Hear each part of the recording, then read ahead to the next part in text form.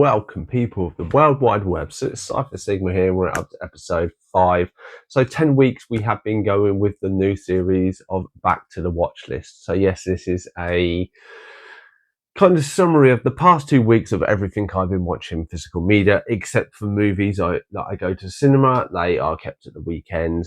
This is just a kind of middle of week summary of the past 2 weeks, 14 days of what I've been watching. So first off, we will get into, there's only been 2 streaming stuff, so I've not watched too much streaming stuff, quite a lot of physical media. So first up, we have Prom Queen's Fear Street. So anybody who knows this is on Netflix. This is the, I assume, 4th in the trilogy. So you had Fear Street Part 1, 2, and 3 that were released, I believe, around 2023, maybe 24. Me and my wife aren't really into the horror, or she's not into the horror. She's not really into gore, but she will watch these with me. We watched them. A lot of people die in silly ways. And then we had this new one, and essentially, Chris Klein is probably the only actor I knew from American Pie. For me, I got who the killers were about halfway through, more or less. I won't go into too much more, but essentially it's a high school. It follows on from a previous set of killings that were featured in one of the other ones. It's been a long time, so I couldn't quite remember too much, but essentially, yeah, it's the kids of adults who, so there was killings loads ago, and then you have years on of where you have like the kids of the kids, so to speak, have grown up and all going to school, and one who, the daughter of who is supposedly the killer, she's tormented until a killer starts turning up and killing a lot of the people who are going for prom queen, i.e. as it's called, prom queen, then resulting into kind of a revelation at the end. As movies go, it's all right. I mean, for the modern day horror, I'm not really, but the horror kind of teeny angst kind of angle and stuff, it did work. It was enjoyable. I think it was like an hour and 40 minutes. So I got it quite early on what the twist was and who the killers were.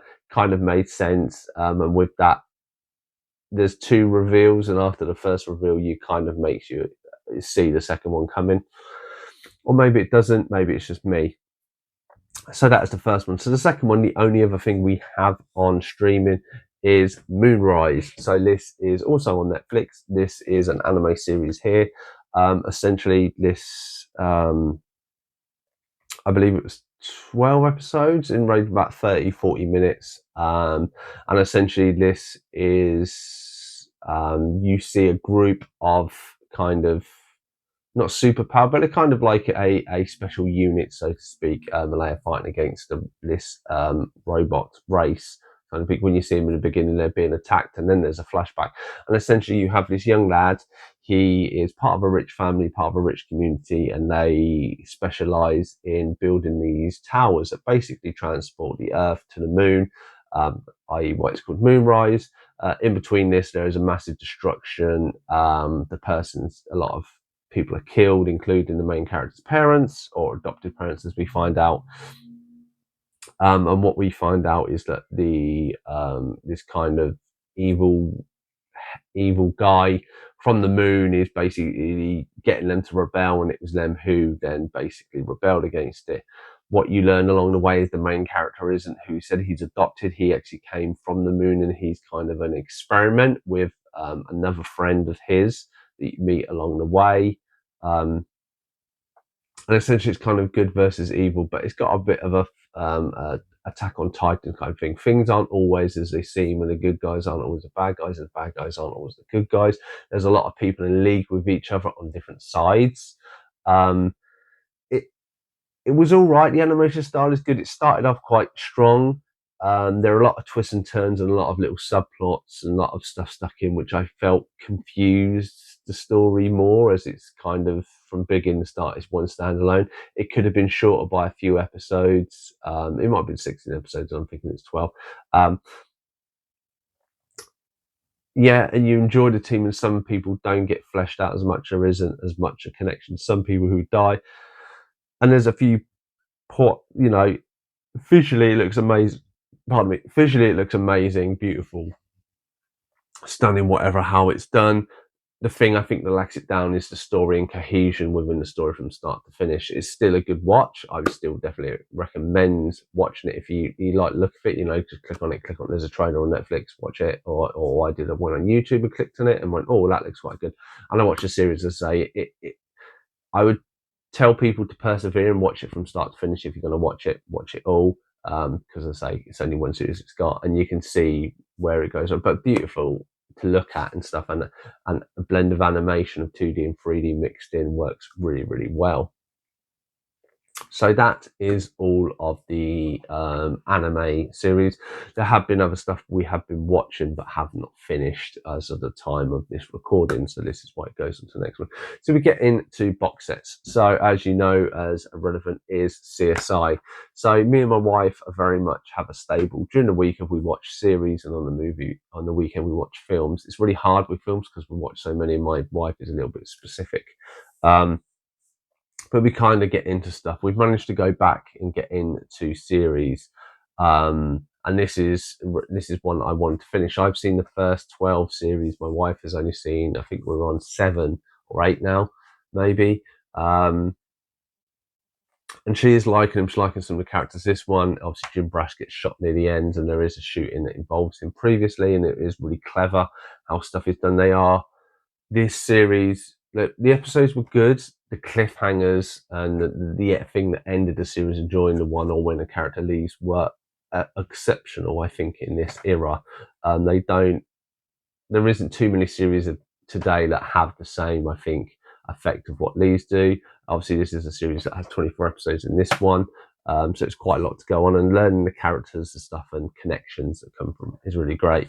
So there we have that one. So really great to get back into it. Hopefully I missing the last series, so I'm hoping that I'll be able to pick that up and we'll finish it all at some point. But it's 15 series, so it is a lot, and then you've got the reboot series. So as we move on after that, you know, me and my wife, we watched Ocean's 11, really enjoyed it. I watched Ocean's 12. My wife didn't like it, and then basically decided that she did not want to carry on with the Ocean's series. She has seen Ocean's 8 and did enjoy that as well. I think we went to cinema.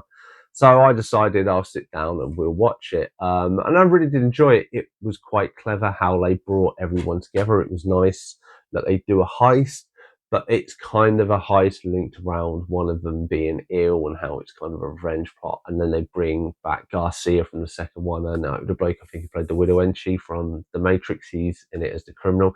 It's good to bring these other elements back into the second one and kind of tie in everything in. Pacino was great as kind of the evil casino, you know, thug, warlord, whatever you'd want to call him. And yeah, I really enjoyed this movie. I say it's a shame too is shot as an artsy film, and if it had been shot in a different way, maybe tweaked it, I think it would be a solid trilogy across the board. But you can't have everything. So next up, we have a gift from AJ. So this is La Voya of the Mentor. So if anybody who doesn't know, this is essentially the ship that transported Dracula from, I think it was wherever he's based up into, was it Britain? I think it was Britain. Essentially, it starts with the ship being moored on the rocks, them come in, everyone dead, there being kind of a book, and then it kind of has someone reading the book, and then we relive in the story of how there was boxes piled onto it, and one of these boxes has Dracula in it, and due to a set of events, it gets opened, and then he starts wreaking havoc on the small amount of crew members. Done very well for a vampire film. It is sits very much in a different kind of, I would say, kind of box to a lot of other ones, because this is a ship, so you have this confined space, you have this traveling, obviously you have the water all around them, and he only attacks at certain times and stuff, and is regenerating himself, and he's kind of a feeble old man to like a winged bat by the end of it. But very clever how they brought it along, and it is kind of, I say I watched Nosferatu, and I must admit I wasn't too impressed with that movie overall. There was visually, it was stunning. I don't get me wrong, that story bored me, but the boat bit, if you had this, the fact they took like a section of that film out and then elongated it, I think worked really well. Bit upset that the dog died because I'm a massive dog lover, but I'm not going to hold it against him. Obviously, this is a foreign version, or it's AJ's got. But I'm really glad to have this. I really enjoyed it. It would be one I'd easily go back to. Good cast as well. A few known faces and a few less unknown. So then we move on. So I've been picking some. This is a one I picked up a little while ago. So this is Richard Jewell. So if anybody who doesn't know, this was in America in the 90s. There was a bomb at a kind of festival. This guy, the security guy, came across it. He wanted to be a police officer. Unfortunately, he became a police officer, but because of how he is, he's very that everything is black and white, and he kind of sticks to the law within his work persona. It kind of he goes above and beyond, and kind of enforces stuff that necessarily shouldn't be enforced, and he keeps getting passed from job to job to security guard, and then he's kind of doing security at this venue. He comes across this bomb or a backpack that he thinks is a bomb. It turns out it is a bomb. It explodes. A few people died. Most people have survived. It's great. When the FBI, who are at the events, they start thinking, they believe that actually when they see him, they just don't like him. He doesn't, his kind of personality and stuff doesn't meet kind of a standard criteria of somebody who would have found it by accident, and they believe he orchestrated it, and then goes on this massively lengthy process of him basically being prime suspect in this, and it is for a long time, even though there are events really early on that indicate it wasn't him or it wasn't done by one person. So then they kind of cook up this, there is a second person involved. But there is real no evidence to go to it. Yes, there is a lot of circumstantial stuff that could be related. But yeah, really, really good. Obviously, the guy unfortunately died, I think, in the early 2010s. Directed by Bruce Willis, Clint Eastwood. Really, really great movie. The main guy, Paul Walter Hauser, obviously, you know, Stingray, if you've ever seen Cobra Kai and a few things. He actually excels, I think, in this story. Him and Sam Rockwell are great. And it just is, it isn't the only one you've seen. If you've seen Sully, it's very much the same sort of thing. It's these people go and do, you know, they are not a perfect person, but they are doing their job. And unfortunately, something happens. And then because they aren't necessarily, they don't fit the criteria of what they should be, they have a few stuff that matches with some, you know, somebody who could have orchestrated this, like they have people who set fires with a fireman and stuff. Oh, just using that as an example. It then comes a prime suspect, and they're kind of the life of how they are dissected now. Obviously, even the bonus of it doesn't tell you quite how dissected it would, and it's good that unfortunately the main guy died, but his lawyer, they still keep in contact with his mum and stuff like this, and I think that is very sweet. I say a very not only eye-opening movie and a realistic movie of some of the unfortunate stuff that does happen in life, but very well acted across the board. So next up, we have one of two steelbooks that I bought, and this is Fifth Element. So haven't watched this probably since the late 90s, early 2000s. I've saw it a few times and not seen it, and I came back to revisit. I bought this, I think it's £15 I paid for this one. Remember bits of it, and just rewatching it all was such an enjoyable movie of I think Luc Besson, of how he created the world, how you have these different characters, and how you have, like, you know, it's trying to end of the world, and then you have this fifth element and stuff comes, adding sci-fi elements into real world comedy. It just all works so well, and it's such an obscure entity with everything combined together. But it, as I say, it works so well. If you dissected it, and someone probably, I imagine when this was described to the studio, I'm not quite sure how they improved it, because it does sound very far-fetched, but works so well. And I must admit, Chris Tucker's Ruby Rod, so if anybody who doesn't know, when he applied for he plays a character called Ruby Rod. He's a very eccentric kind of dancer.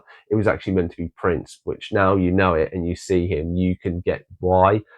But he is such a brilliant entity in this movie. He is so funny, and he's trying to be funny. He's very a kind of a over the top diva type personality within this movie, but he does it so well. And to be honest, as much as I love all the other things, he is the shining star in this movie. I think, you know, it has even like Lee Evans, the comedian, he's in it for a little bit, and like Bruce Willis is quite good and everything else. But I think he's by even Gary Oldman does good as the bad guy.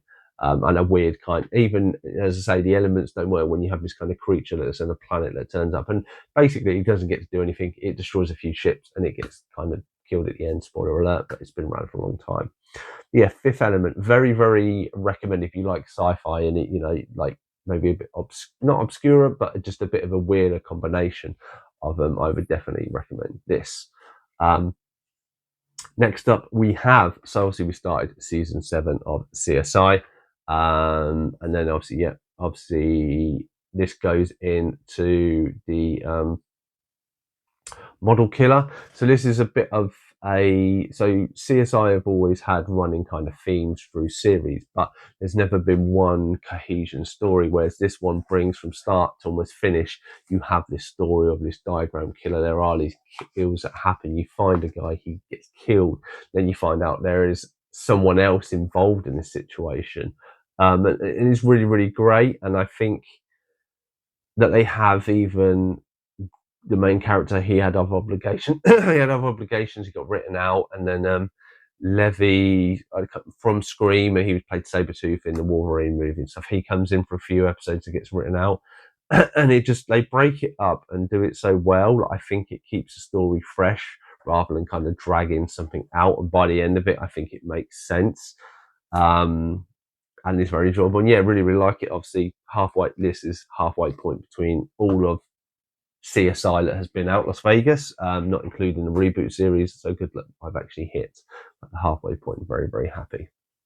So next up, besides buying the Fifth Element, I bought a second steelbook, and it was Ready Player One.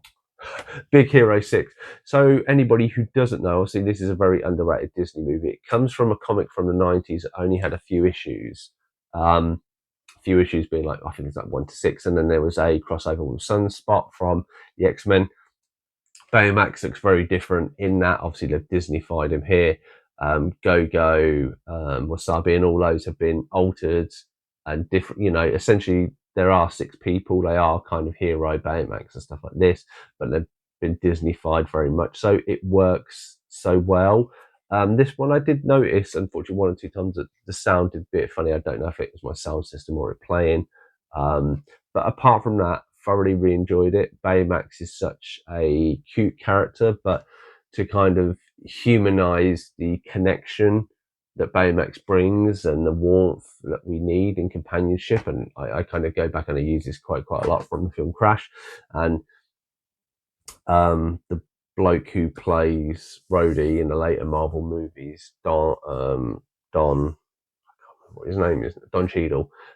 He very much has the opening line. He says, we live our lives in like these glass boxes, and the whole point of our glass boxes, our own world, our own like personality, and what we do is we spend our lives smashing into other people, and it's all these interactions with different people to find kind of connection, to find like we are, say like Lego, we are interlocking.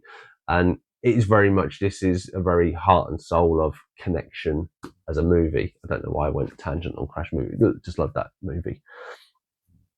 So there is that.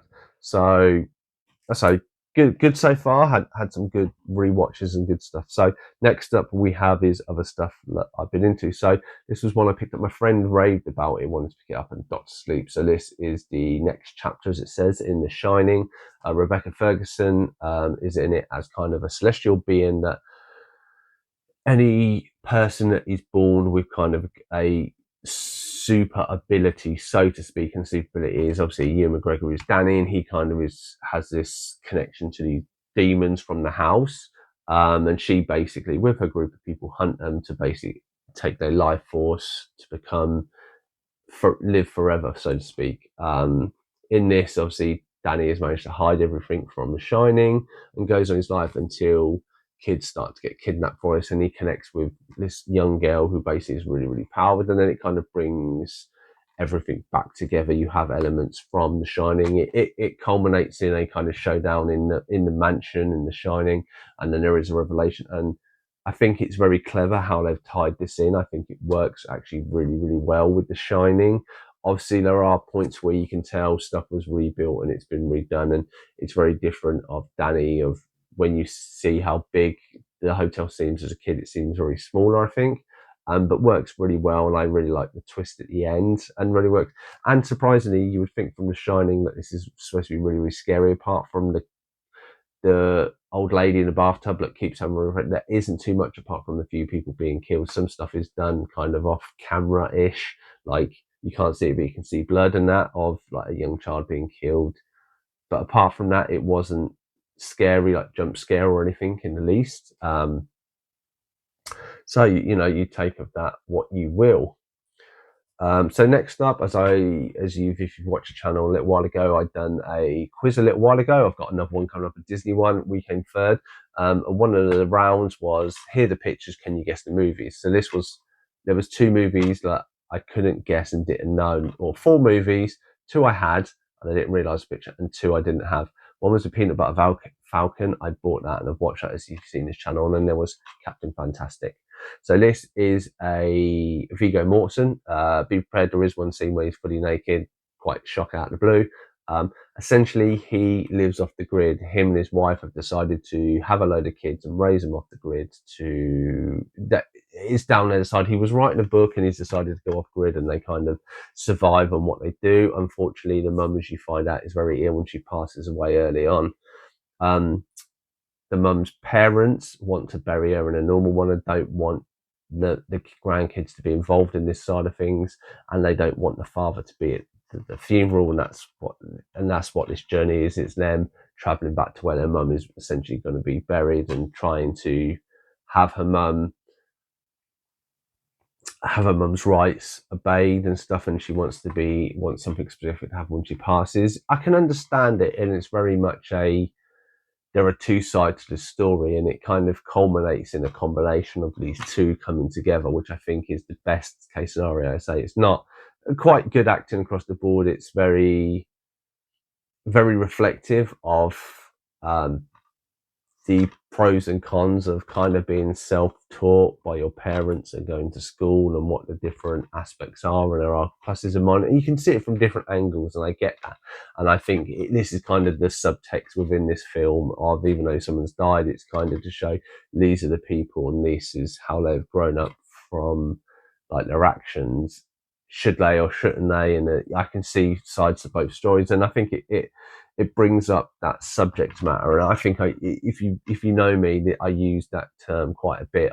My wife hates it when I go, she goes, that film was rubbish. And I say, it had a good subject matter, but yeah, it maybe wasn't executed that great. And I think that is a thing that people try to do. And I don't think we should discourage people trying to do interesting subject matters. It's always good to learn via films. But there we go. Obviously not based on true events, I don't think so, but still a really good movie. So next up we have Harry and the Hendersons. So this is a favourite of me and my wife's. It's not obviously featured in her top 10 because she remembers more of the series than that, and we watched a little bit of the series recently on YouTube. It's not the best quality, but I really love the film. I never really watched it or remember watching it as a kid. I remember the series a little bit, but very, very vaguely. Obviously, there is a 4-year difference between me and my wife. But we've watched it on DVD, so I decided to upgrade it to Blu-ray because I do really enjoy the movie, and it's always a nice fun to watch. John Lithgow is great as the dad, and just the whole connection between Harry and the Hendersons and all that stuff. And again, it's a typical 80s fun-filled movie where you can, you want Harry, you want it to be good, you want the Hendersons to be good and stuff like this, and there's bad stuff that happens, but they kind of sort it out, and I think that's very clever. So the next one then there actually is one more for streaming, or essentially we have it here, but I won't show it for obvious reasons. It's The Pit.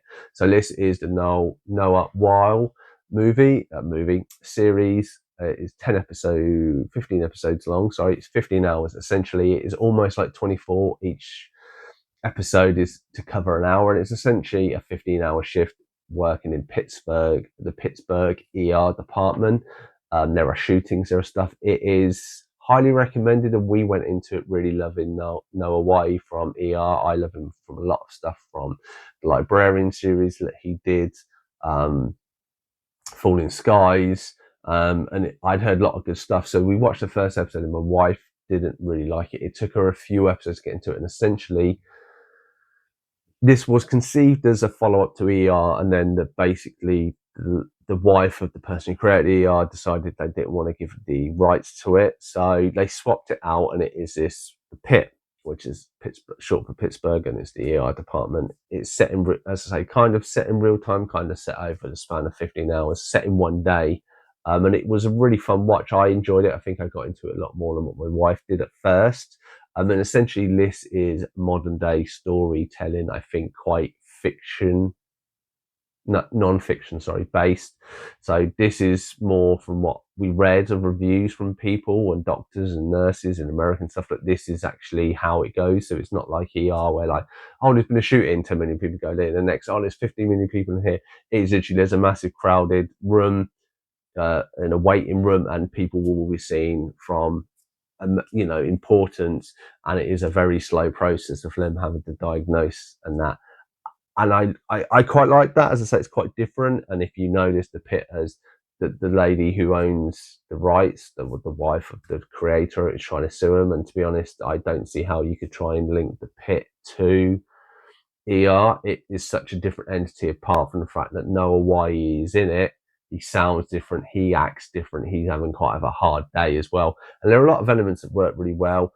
You don't, because it's slow pacing, you takes a lot of time to link with each cast member. Like I can remember some of them, but I can't remember all of them, like stuff after the first series, which is a bit unusual.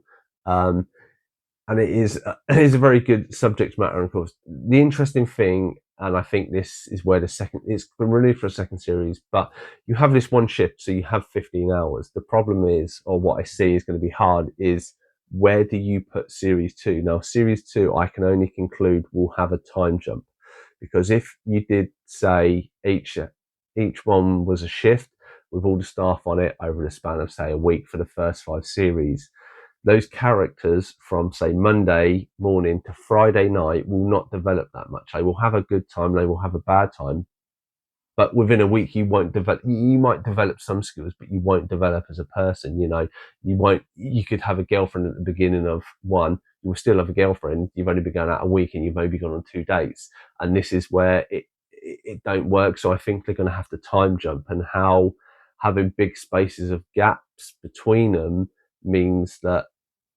either staff's going to change quite a lot, because obviously people won't be around for that long and stuff. And I'm not sure in the longevity how that will work, but I still really like the first series. So I definitely recommend that. As I say, it's not on any streaming sites, which is why I have this copy over here. If they release it, it's Peacock, and from what I hear, there are no plans to have a physical media release of it. So I am not stopping anyone, but I will upgrade if there is. And then we get to the final one. So the final one is this that I picked up. So this is the Next Generation box set, essentially. So it has Generations, First Contact, Insurrection, and Nemesis. And I actually really, really enjoyed revisiting these. I will do a separate video on a ranking of all of my Star Wars stuff, because I feel it does need, as I've watched them all recently, probably within the past 3-4 months, I'm going to rank every single one. So Kelvin, Generations, and the original Star Trek, I'll have all the films out and I will do them from top to bottom, or bottom to top, whatever you do. But yeah, really enjoyed it. Generations was good. It did felt a little, it felt a little lackluster, that there were elements missing. Like not all the crew from the original Enterprise were around. Shatner's not in it too much. When he's on the girder flying down, I thought it was very funny because it was so fake, it didn't even look like him. But I get the whole point. It was a kind of handover, and obviously Generations being out at that time, they needed to plug that better, and I think worked well. First Contact was great. I absolutely loved it. I think there are a lot of elements that link to New Discovery, New Discovery. When they go back in time, I think there are a lot of elements to that, and I really, really liked that. I liked how they linked a lot of stuff in, and essentially it covers the Borg, and I think the Borg are great villains on this, and I think have done really, really well. I liked Data. I liked the fact he got a bit more forward thinking, and obviously they brought his emotions in, so he has a bit more of a development of a character. Insurrection, I feel, took a little bit of a step back. Like I didn't even realise William Recker directed these. He did a good job. And obviously them having these people that they're mining their planet and they're all linked into that. It was a clever story. It felt more like a TV story than a movie story to me, and in the execution of it.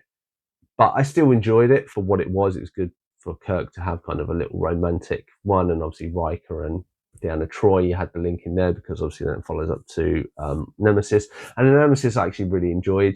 Tom Hardy, I thought, did actually a really good job. I know a lot of people there of having the clone of Kirk, and Kirk versus Kirk, I think, was a great way for them to finish off the series altogether.